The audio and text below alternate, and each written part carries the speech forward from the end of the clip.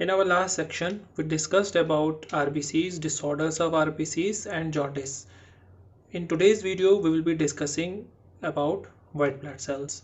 Hello students, I'm Dr. Faisal and you are watching BioOcean classes. So let's get started. WBCs. WBC stands for white blood cells. Since the white word comes here, they are also known as leukocytes.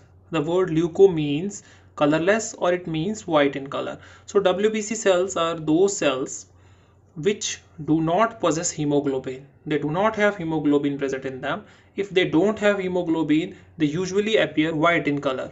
In blood, we have red cells which have hemoglobin and we have white cells which do not possess hemoglobin. Okay, so WBC cells, they are cells which are known as leukocytes because they are colorless or they are white in color. Normal count of WBCs is 6,000 to 8,000 per millimeter cube. If we compare this number with the RBC were in millions and WBCs are just in thousands. This is the NCERT figure, but if we go with the higher literature, the WBC count is 4,000 to 11,000, which is normal. But if we go with the NCERT, it is 6,000 to 8,000 cells per millimeter cube. RBCs were denucleated cells, but if we see the WBCs, they are nucleated cells. They have nucleus present in them, and WBCs are of different types. They have different morphology. We will be discussing shortly. Like we have neutrophils, we have basophils, we have eosinophils, but RBCs, they were denucleated and they was only of one type.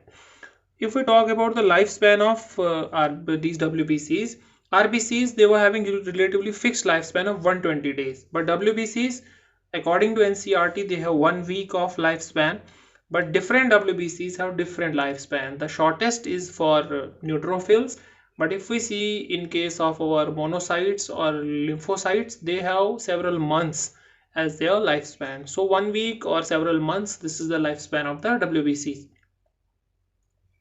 And these WBCs, like the RBCs, they are formed in our bone marrow. Diapedesis. One very important characteristic feature of WBCs is diapedesis. What is diapedesis?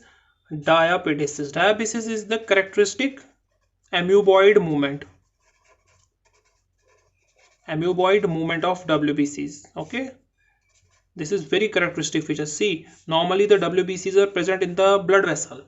But whenever there is infection outside the blood vessel, the bacteria is outside, they need to come out of the blood vessel. And when they come out of the blood vessel, they come in a very characteristic squeezing manner, in a very amoeboid type of fashion. That movement of WBC is known as diapedesis. This is a characteristic feature of WBCs and it is not shown by platelets and the RBCs. WBCs, they come out of the blood vessel by a type of movement that is known as diapedesis. This is very important high yield point. You need to remember this.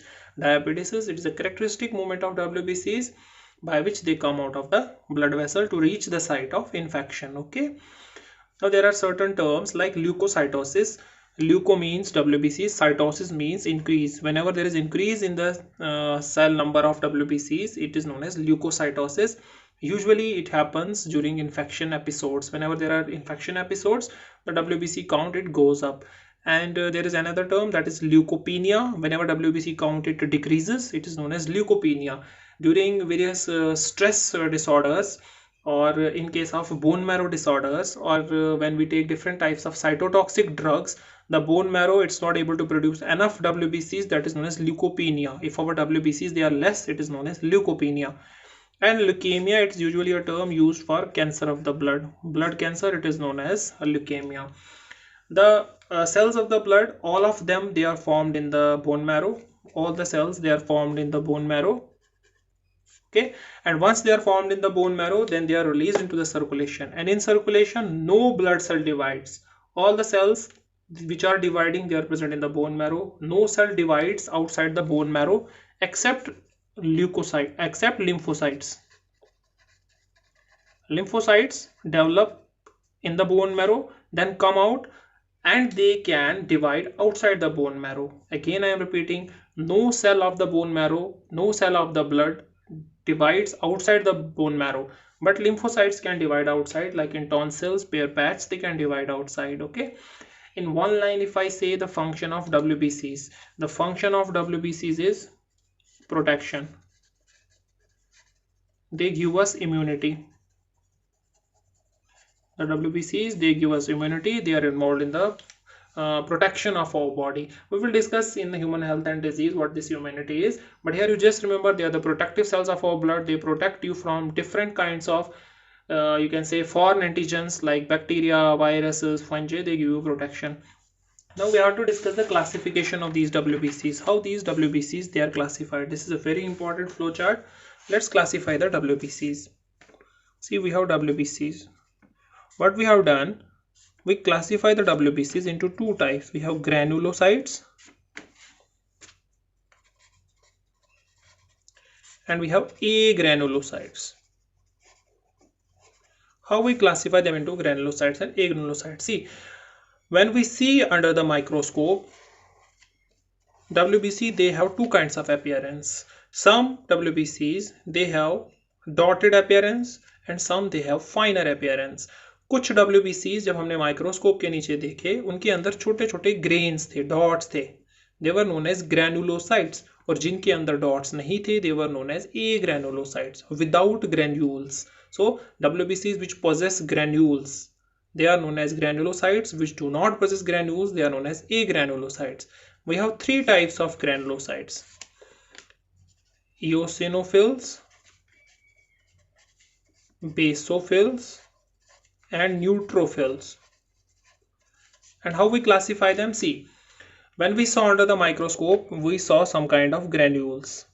Okay, then we see what kind of stain these granules take. अब जो granules अंदर है वो कैसा stain ले रहे हैं? We use different kinds of stains.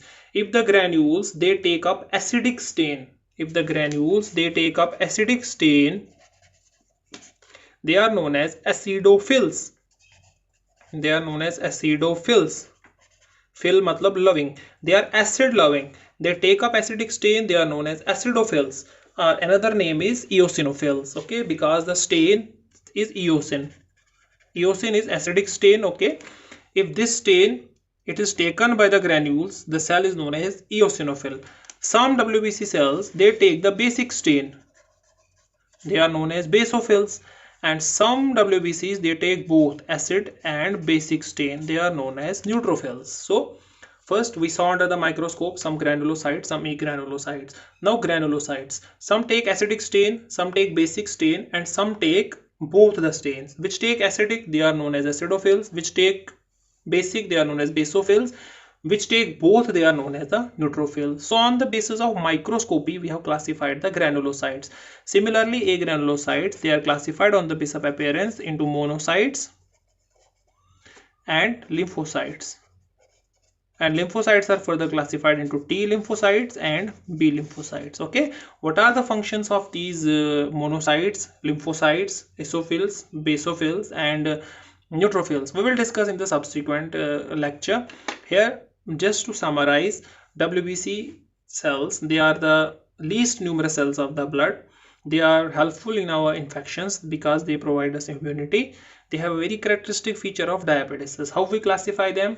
We classify them into granulocytes, agranulocytes. Granulocytes are of three types: eosinophils, basophils, and neutrophils. What are the functions of these three cells? We will discuss in subsequent lecture.